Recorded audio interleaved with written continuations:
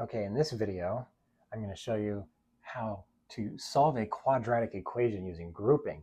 Now, I think you'll find that grouping is what we used pretty much all along for the normal factoring of method of solving quadratic equations. It's just A on the standard form of a quadratic equation. A is no longer 1 in this case. See, now it's 4.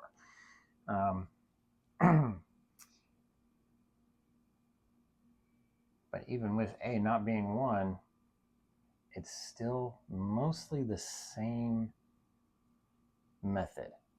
And I'm going to show you how to do that just a minute here. So, get this whole thing and looking at it saying, what multiplies to get 9 that adds to get 15? That doesn't, That 4 in front helps us to solve just about anything. So, the first thing that you do when you get a quadratic equation like this is you multiply A and C together. That's why I have this standard equation written up here, so you remember which number is A and which one is C. 4 is A and then 9 is C, right? So what's 4 times 9? 36. All right, so we have 36. What do we do with that? We list the factors. What are the factors of 36? Well, there's 1 times 36. That'll get you 36. What is that? 3 times 13? That'll get you 36, right? No. No, I'm crazy. Oh, what else is there? There's 2 times 18? 2 times 18. Now that's a factor. 3 times 12. That's what it is. 3 times 12. Ugh. Not on my multiplication tables today, but I eventually got there. What else is there? There's 4 and 9. We just did that. Okay, does 5 go into there? No. 6? 6 times 6. Yeah, that's a factor. And that's all. If we go any higher, then we're just going to end up at 12 again eventually. And so those are our factors. Now, why do we just do that? Because we want the factors that add together to get B. What is B in this case? It's 15. So, what do these add together to get? Okay, so 1 plus 36, 37, that's not 15. 2 plus 18 is 20. 3 plus 12, that's 15. Boom. We got it. 3 and 12. All right. What do we do once we have that? What do we do with 3 and 12? Well, factoring is the opposite of distribution, right? And usually at the end of distribution, when you FOIL out two binomials, your last step is to combine like terms, right? And usually it's that like term. So we're going to undo those like terms, and we're just going to rewrite 4x squared. But instead of 15x, we're just going to put 3x plus 12x. And that's what we do with the 3 and the 12 that we just found.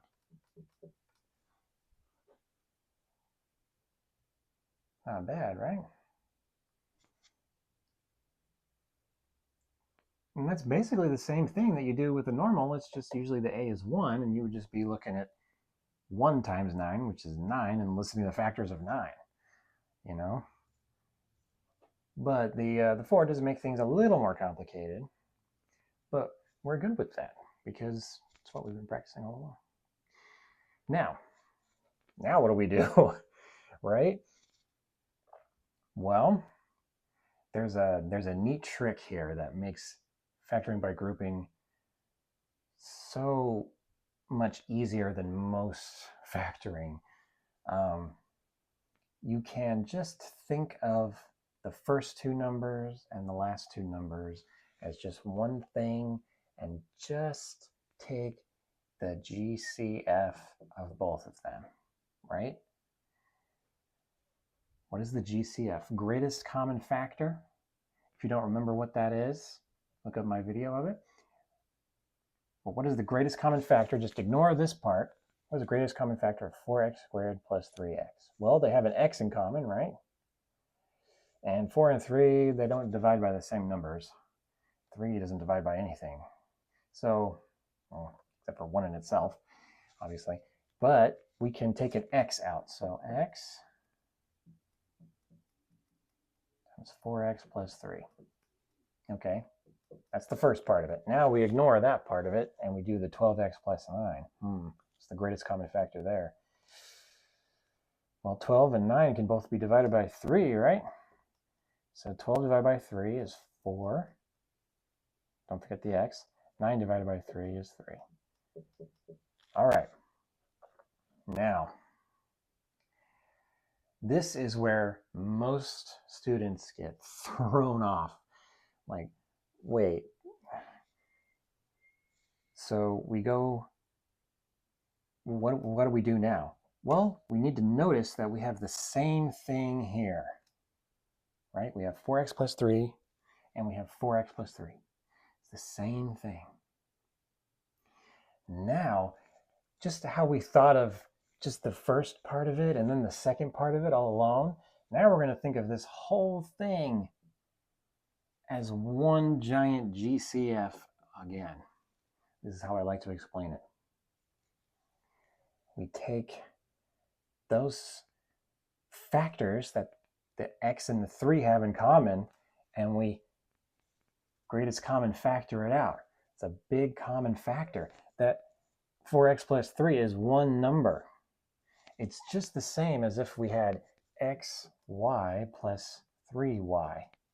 Like if 4x plus 3 was y, that would be the same thing. You know how to take the greatest common factor of that, right? You just take the y out, right? Same principle. So we just take that greatest common factor out and we get 4x plus 3. Whoa, I was getting a little excited here. And we multiply that by x plus 3. X plus 3. That's what goes in that number.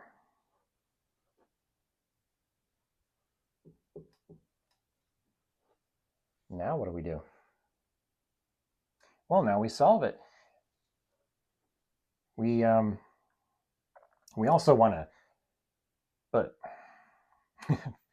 first of all, before we get to solving it, let's just make sure that I did all my factoring here correctly, right? Because we just did the opposite of the distributive property. Let's FOIL it back out just to check to make sure I factored everything correctly. First, 4x times x, 4x squared, right?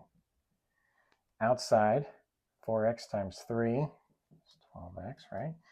Inside, plus 3 times x plus 3x. Last, 3 times 3 is 9. 4x squared plus 15x plus 9 equals 0. But that's exactly what we started with. I did my factoring correctly. Always good to check your work. Make sure you did it right. Now, we know that if this equals 0, it's going to be multiplied by this, and the whole thing will equal 0. And if this equals 0, it'll be multiplied by whatever this is, and the whole thing will equal 0. So we set both of them equal to 0 to figure out what would make each of them 0.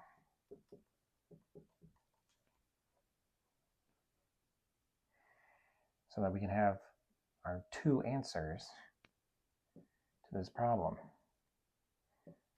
4x equals -3, right? Subtract 3 from both sides.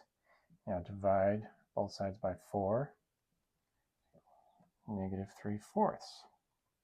Okay, subtract 3, x equals -3. That is not so bad. Now, a great idea would be to check our answer, right? Our answers. The answers are -3 and -3/4. We should be able to plug that in, each of those in for x and get 0, right? So let's do that. Give myself some room here.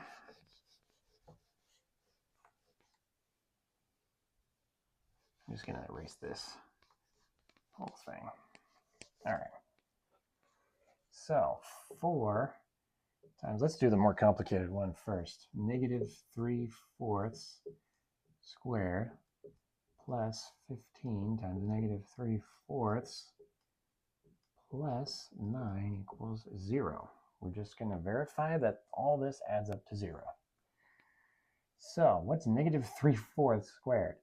Well, -3/4 -3/4 times -3/4. Negative times a negative, a positive. 3 times 3 is 9, and 4 times 4 is 16. Wow. All right, let's do 15 times -3/4 here. -45 over 4. What? Plus 9 equals 0. Okay. Whew. All right. Now let's multiply these together. But we can just cross cancel, right? Because we technically 4 over 1, and if 4 is being divided by 16, then we can divide that by 4, and we get 9/4, right? And 9/4 minus 45/4 is -36/4 plus 9. What's 36 divided by 4? It's 9. So -3/4 works. Do the same thing for -3. 4 times -3 squared plus 15 times -3 plus 9 equals 0. -3 squared is 9. 4 times 9. All right, now 15 times -3, -45 plus 9 equals 0. 4 times 9 is 36. 45 plus 9. 36 minus 45. Guess what? -9. So both of these are correct answers for our quadratic equation, and we know we did it right. All right, let's do another one from practice. 12x squared plus 11x plus 2. Okay, well, remember AC. What is AC? A is 12, C is 2. So AC would be 12 times 2, which is 24, not 12. Are you nuts? 24. What are the factors of 24? 1 and 24, right? 2 and 12. 3 and 8. 4 and 6. And that's all of them. All right. Now let's add them all together.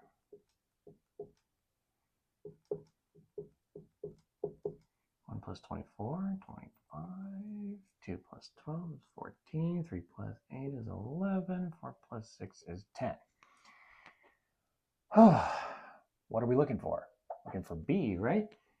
b equals 11, not 10. 11. So the numbers we want are 3 and 8. What do we do with them? We split them.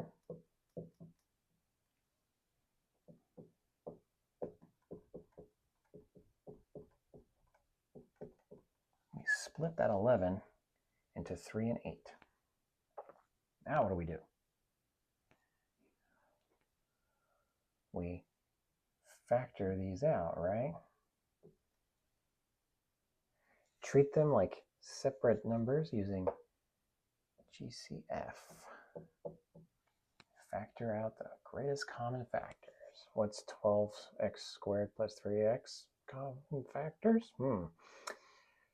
Well, they both divide by 3, right? Because you can divide 3 by 3. And there's an x in common, so we could take 3x out. So 12x squared divided by 3x is 4x. 3x divided by 3x is just 1. All right, now do the same thing over here. You can divide that by 2, right? Yep. 4x plus 1. Oh, look. You know you did it right if you have the same number there. So we do our big GCF in this step too, right? Don't forget your equals 0. So we factor out that 4x plus 1. And we're left with 3x plus 2.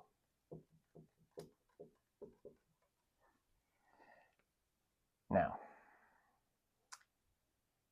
set each of these equal to 0.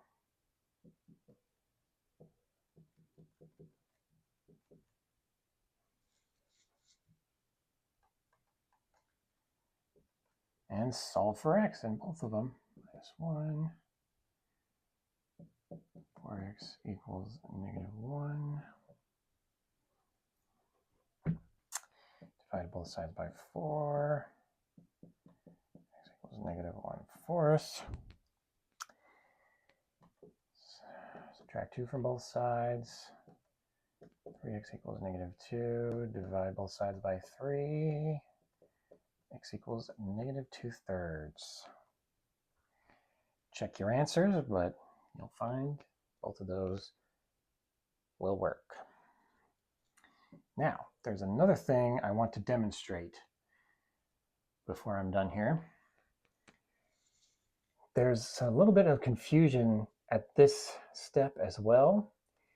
Do you have to do 3x plus 8x? No, you do not. What if somebody came along and they were like, well, I want to do 12x squared plus 8x plus 3x plus 2 equals 0. Can I still do that? Yeah.